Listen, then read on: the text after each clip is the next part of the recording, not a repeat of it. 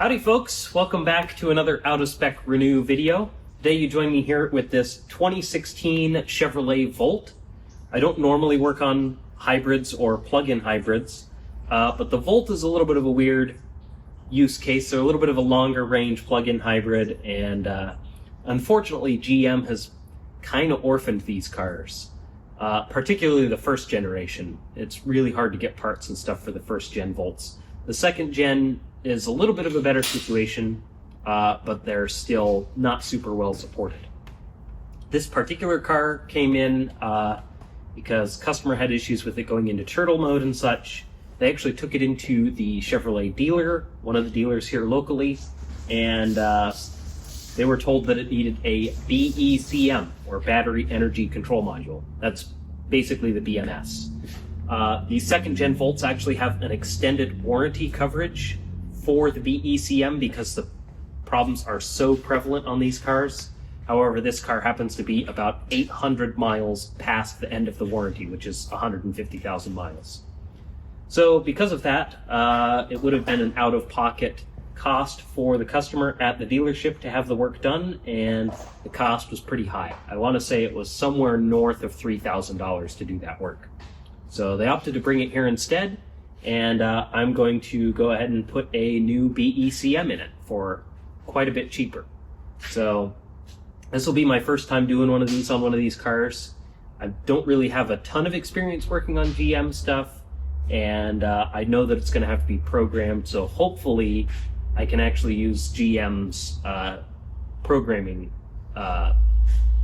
software. So I know that sometimes it can be a little bit finicky with different VCI devices. I think that I should be able to make it work with my Autel VCI, but I may end up having to get a different tool for it. So I guess we'll find out when we get to that point.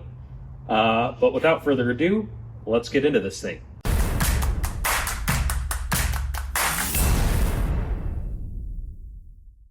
So just to show you guys what we have going on here, I've got the Autel diagnostic tool connected up to the car here. Car is on. I've gone ahead and run a diagnostic report on this thing. And you can see we've got a bunch of alerts on the HPCM2 and some other just sort of random faults. But so you can see we've got this P1E00. So that's the ECM, and it's requesting the HPCM2 has requested the mill light on. And of course, this is a historical code. It's not a current code, but this would have been present in the past. Right now, the car is not actually throwing any faults, but we know that it had a historical fault for that. We go down here to the HPCM2. You can see we get all of these U codes. So the BECM has lost communication with one of the battery interface control modules. So the way the BMS, or the BECM in this particular case, does all of the cell balancing is it has basically slave modules that it communicates to. So there's I think 8. Nope, there's 12. Okay, so there's 12 of these interface control modules that actually connect to the cells to measure the cell voltages and do the balancing. And then the BECM communicates to each of those modules in order to basically make sure everything in the battery is working the way that it should.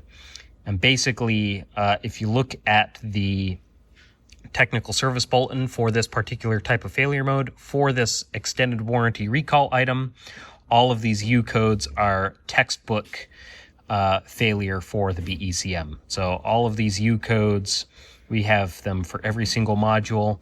And basically, that's exactly what happens when these issues begin to happen. And usually it kind of starts out as an intermittent issue where it'll sometimes have these faults, and then it'll go away and it'll work fine for a while, and then it'll throw the faults again later on. So anyway, that's what we're looking at here. I think at this point we're ready to go ahead and escape here, and we'll go ahead and get started on the process to get ready to drop the pack out of this thing. All right, so the first step in getting started on this thing is to disconnect the 12-volt battery, which I've already done. It just lives under the carpet in the trunk here. So we've got our battery disconnected, and our high voltage disconnect actually lives inside the car. And under this cubby for the center console, we've got our high voltage disconnect. So we just give that a twist. I believe it twists counterclockwise. Do I have that right? Yeah, that must be right.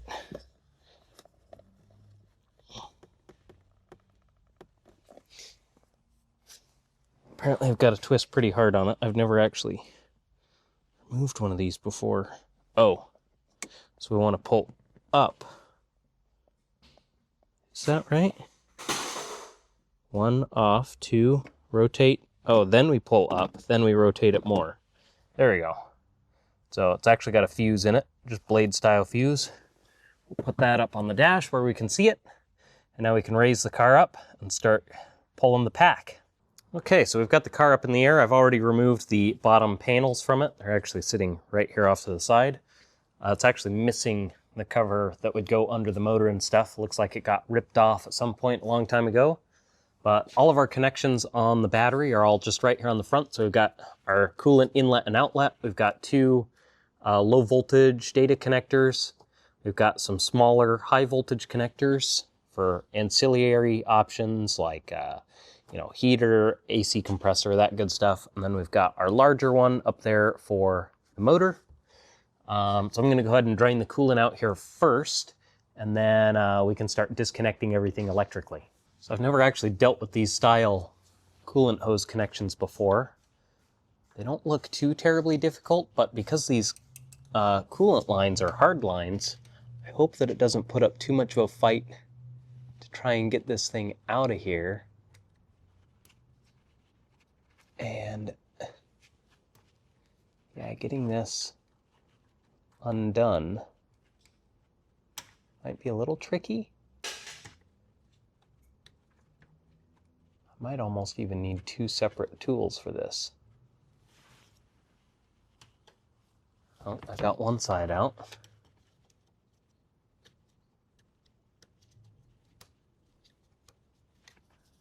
Yep, I think I'm going to need 2 separate picks to get that out of there. There we go. Got it. So that's one. So let's see if we can go ahead and get that hose pulled. Should be able to just pull on it. It should release. There we go.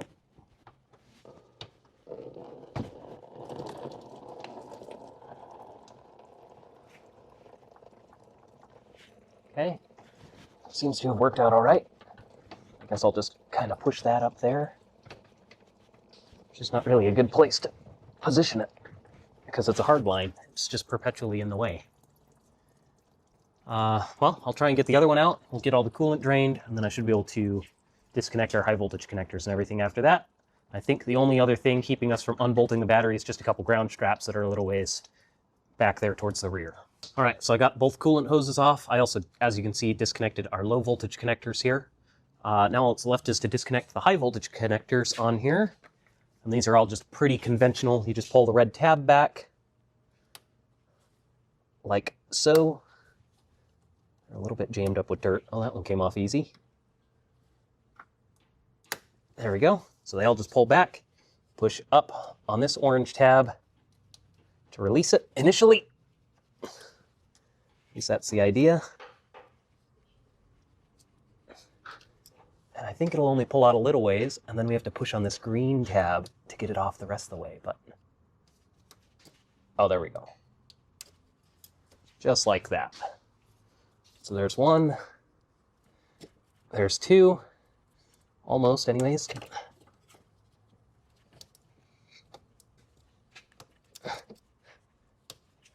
And there's 3. So we've got all 3 of those disconnected. And then we've got our big one up here. So that one has got a locking tab up here that we pull back on that's green. Okay. And then this big white lever just flips out in this direction. Of course, all of our connectors are in the way now. So we'll just bring those down here. Let's see, can I get that off all the way? Cables on that are pretty stiff.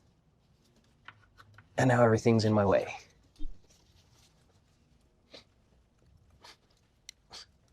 There we go. Just about got it.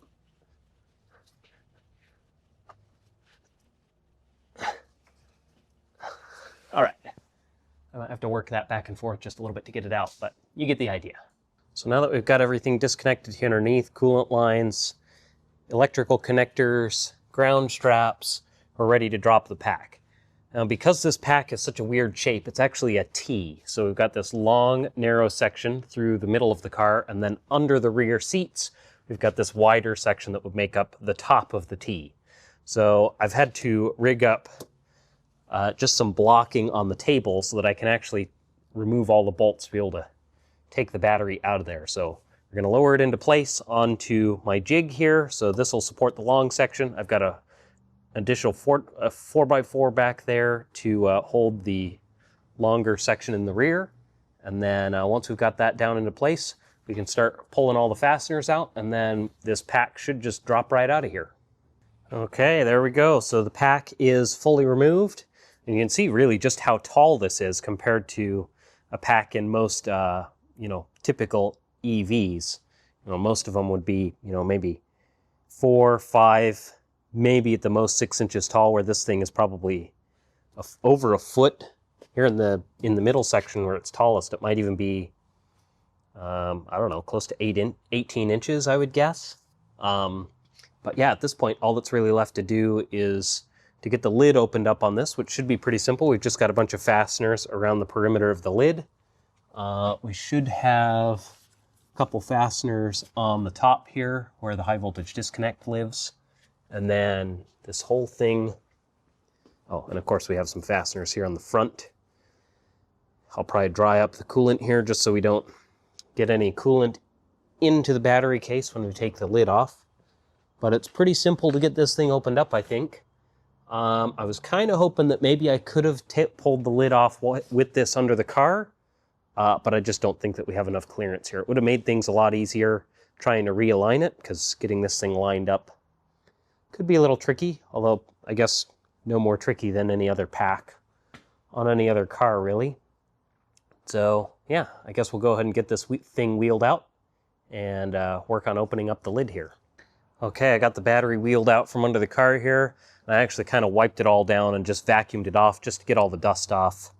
And yeah, it's pretty much ready to open up at this point, but it's starting to get pretty late out, as you can see. So I think I'm going to hold off on getting this thing opened up until tomorrow. So I guess we'll see you then. Alrighty, folks, it's the next morning here. We're going to go ahead and get the lid pulled off of this thing. So I think we've just got 4 fasteners in the top here around the high voltage disconnect. So we'll go ahead and pull those out just like so.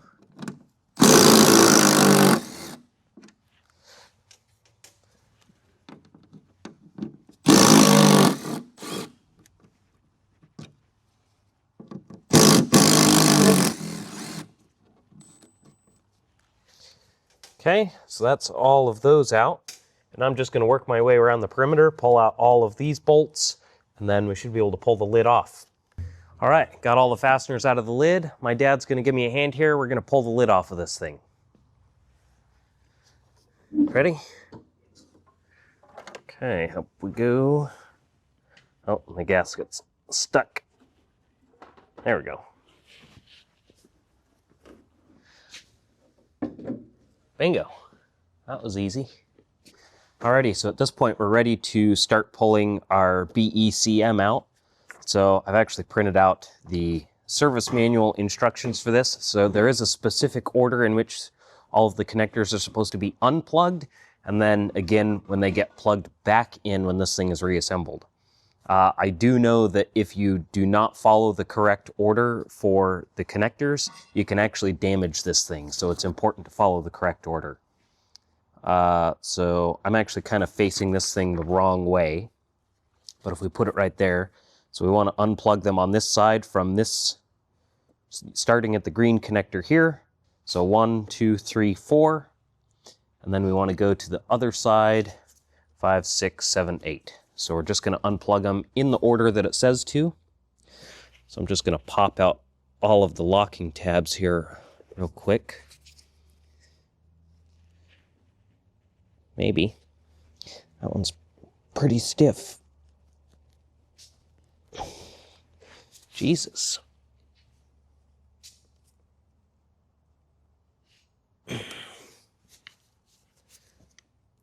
Oh, might help if I actually was pulling on the right part of the tab. There we go. It works when you actually do it the right way. Okay, so we've got them all unlocked. So I'm pretty sure, based on what I'm seeing here, that perhaps the connector here, which is the last connector to get unplugged, and I think it's the first one to get plugged back in as well. Yep. So that must be like the low voltage side, and then the rest of these are the high voltage balance circuits. I don't know. That's my guess, just because it's a different connector. I haven't looked at a wiring diagram or anything for this, but... Well, no, that one does have high voltage... At least it has high voltage tape on it, but I don't know where in the harness it actually goes. Anyway, let's go ahead and unplug these things. So we'll do our green connector first.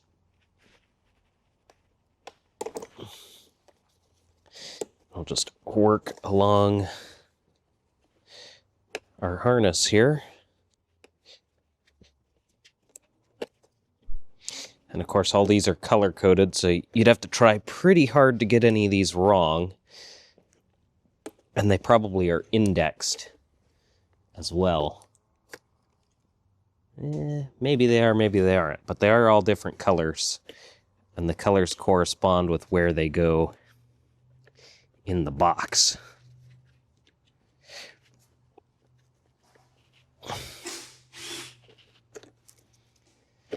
Okay, so that's those four. Then we want to go to this side and unplug all of these ones.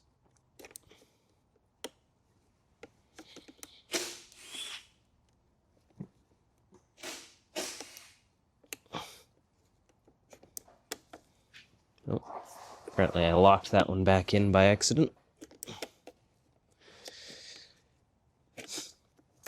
All right, so we've got all of those unplugged. And now this is just held in on either side with this little plastic holder that just pops out.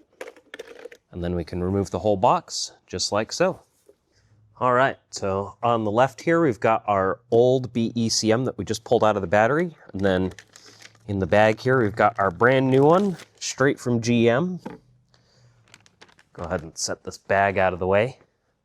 I didn't realize that these had foam strips on them. I didn't see any reference as far as needing to put new foam strips on. So I think what I'm going to do is I'm just going to try and peel these off of the old one and just transfer them to the new one.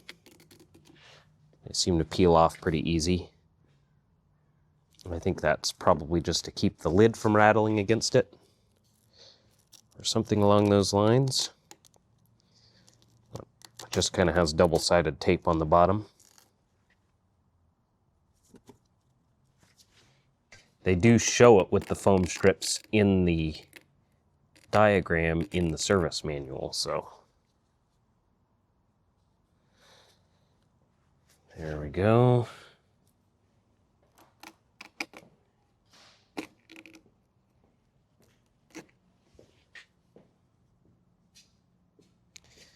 And boom. So we've got our foam strips transferred over.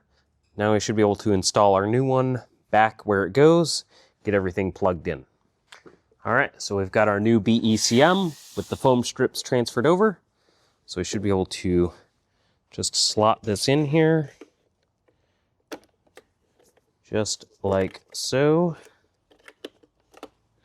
Maybe, if I can get all the tabs to line up here and all the connectors out of the way, and then it just pushes down, just snaps into place like that. And I'll go back and reference my thing here just to make sure we plug them in the correct order. So, starting from, let's see, I'm actually going to go to the other side here. I want to make absolutely certain to get this right. So our disconnect is back here, just like in the diagram. So number one is going to be this connector there. So we're going to go 1, 2, 3, 4.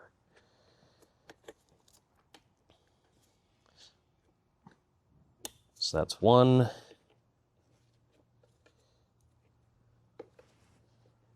2, 3, and 4.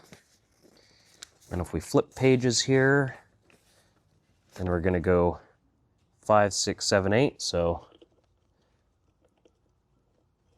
that's, oh, got stuff in our way. 5,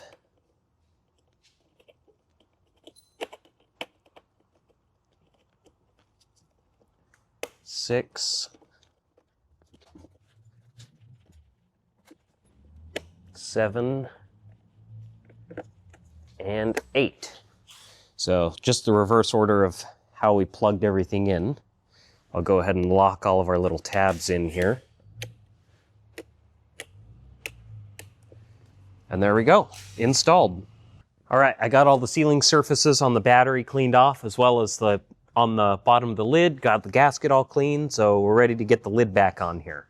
Okay, so the lid is fully installed. I've got all the fasteners in it. I think we're pretty much ready to roll this thing under the car, get it bolted back in, and start connecting everything back up again. Okay, so the pack is fully reinstalled in the car. Now we've just got to go ahead and hook up our coolant lines and all of our high voltage connectors, our 2 data connectors, and then we should be able to power the car back up and get started on the programming for this thing. All right, everything's reconnected. High voltage, low voltage, coolant lines. I even did the ground straps back there. So I think we're pretty much good to go to bring this car back down. We'll get everything hooked up as far as the high voltage disconnect and the 12-volt battery. And then we should be able to get the laptop set up to do the programming on this thing. And hopefully we don't hit any hiccups there. I think that I can do it with the VCI that my Autel uses. We'll see what happens with that. I know that the software that GM uses for programming can be a little bit buggy, and a lot of the time is pretty picky about which VCI is being used. So hopefully that one will work for us. All right, we've got the car down. I've got my Autel VCI plugged in, ready to go. I've got the high voltage disconnect reinstalled. Let's go ahead and reconnect the 12-volt battery. And I'm probably going to want to get my support tool so that we can keep this fully charged while we do the programming. So let me go ahead and grab that thing real quick. All right, so we've got our power supply hooked up to the 12-volt battery back there. Let's go ahead and power on the car. Let's go ahead and shut that off. So on the laptop here, we've got GM TechLine Connect opened up. I've purchased a single VIN license in order to do programming. So we're going to do the programming with SPS2 here. This is actually my first time doing this on a GM car, so hopefully this goes through without any hiccups. Let's go ahead and connect. So I've downloaded all the drivers for Autel, and we want the Maxi Flash VCI. That's what I've got. So we're going to click on that. No device was connected. Insufficient power, USB not configured. Okay. Let's try it again. Okay, so I just had to update the whatever they call it, Maxi Suite that does the connections for the VCI, which has all the drivers and stuff. So I updated that. Now I was able to connect. So we want to go over here to SPS2. And we should be able to connect here. So we are connected. We want to program, reprogram. Okay, so I think we're all set up here. We're going to hit next. All right, there we go. And we're looking for K16, the battery energy control module. So we want to select that. And I believe we want to hit next. There's an issue retrieving VIN slot status, okay. Oh, I see. So we want to do that, VCI, Then we hit next. There's an issue. Subscription is null. What? Alright, I think I found the problem here. So I did not actually add this VIN to my subscription with AC Delco TDS. So we've got to add the VIN, which it wants us to launch TechLine Connect, which we already have open. I guess it's going to reopen it. Alright, so I've basically just relaunched the program here. We're going to see if we can get this to work properly this time, because if I select that I want to add a VIN, it just opens the program again. So hopefully this is going to work. We're going to go BECM, Programming, VCI, hit Next. The current vehicle will take one of your available VIN slots. Do you want to proceed? Yes, I would like to proceed. Enter a valid VCI number for this vehicle. The VCI must be supplied by the Customer Support Center and is only valid for this VIN. Do not enter a VCI you previously used for another vehicle. I have no idea what the heck that is supposed to mean. So maybe we want to go back and just hit normal for programming type.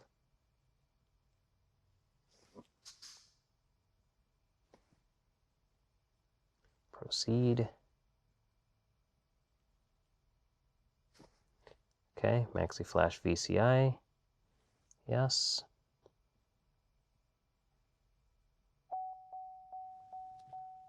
Okay. It's reading vehicle data. We've got beeping noises. Validating controller, getting program data. Okay, operating system, BECM calibration, boot software, operating system. And then we'll hit next. So this might take a little while, but it is currently downloading calibrations and programming the ECU. And we get more beeping noises. So it said that it could take up to 10 minutes, so I'm probably going to go ahead and cut this off and just bring you guys back once it's finished programming. Alright, so it looks like it completed. So your VIN subscription has been updated. Would you like to view your profile now? No. Job card, warranty claim code. Okay, so now we want to hit clear DTCs.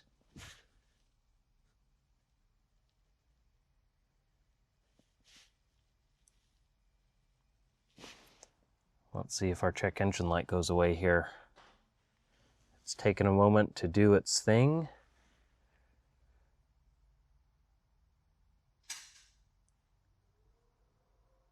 Oh, that's interesting. The instrument cluster looks like it's flickering on camera, but it's actually not. It's not to the naked eye. DTCs have been cleared. However, not all DTCs may be cleared with this button. Please use the DTC function on the TechLine Connect dashboard if necessary. Okay. So let's go to the dashboard. I don't think I have a subscription to do that, but let's see what happens if we try to do a full start here. Initializing, wait to shift. Okay, I've got nothing there for range. Start vehicle to view application. Oh, there we go. So we just need to go off and back on. And look at that, we're showing EV range. We do have a check EV light, but, or whatever, check engine light. We should be able to just clear that with our diagnostic tool, hopefully. Let's go ahead and put it into gear and see if we get movement, which we should. And look at that, we get movement. So it looks like we successfully programmed our module there. Let me go ahead and unplug the spaghetti from the computer here, and we'll get the diagnostic tablet and we'll clear out that check engine light, because I don't actually have a subscription to use TechLine Connect Diagnostics. All I did was just the programming. So I'll go ahead and close this out, and we'll get the codes cleared. All right, so we've got the Autel hooked up here now. Let's go ahead and go auto scan. Scan for faults here, and then we should be able to clear out our check engine light. I'm assuming that it probably had like some loss of COM codes with the BECM. Oh, okay, so yeah, just some HPCM, 2 module errors, probably just because it wasn't happy. So we're going to go ahead and clear those out, and look at that, our check engine light disappeared. Fantastic. So we are fault code clear. Not sure why we have a traction control low tire light there. That doesn't really make sense. What does that even mean? Did I hit a button here? Oh, I must have hit the button when I set this thing down on top of it. All right, well, cool. All that's left to do is to button everything up. I still got to put the bottom covers back on the car and put a couple of other little things together, but I think this thing's basically good to go at this point. Alrighty, folks, well, that's a wrap for this one. Fairly straightforward swap, actually. I mean, dropping the battery on this is pretty easy. There's no glue on the lid of the enclosure to have to cut off. It all just unbolts and bolts back together. So that made it pretty easy. The programming was a little bit new for me on GM stuff. I don't work on a lot of GM products or really a ton of legacy auto stuff. I work on a lot of Teslas, so it's a little bit of a different thing for me. But once I got all the correct software drivers and all the programs updated, it wasn't too terribly complicated. But having all the drivers updated is apparently critical for doing the GM SPS2 programming. So anyway, we got it done. It's just unfortunate for this customer that they only just barely missed the warranty cutoff window. If you have a Gen 2 Volt and you're below 150,000 miles, if you have even the slightest sign of something weird going on, don't put it off. Just take the car to the dealer and get the warranty coverage done for the, what the heck do they call it again? BECM. So Battery Energy Control Module.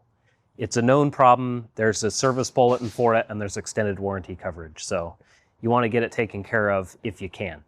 And the part isn't like back ordered or anything for it, which I was kind of surprised about. I was actually able to order the part online and have it here within a few days to a week, something like that. So that went fairly simply. But yeah, now the car's back together and ready to go, and hopefully it'll serve these folks for many more years to come.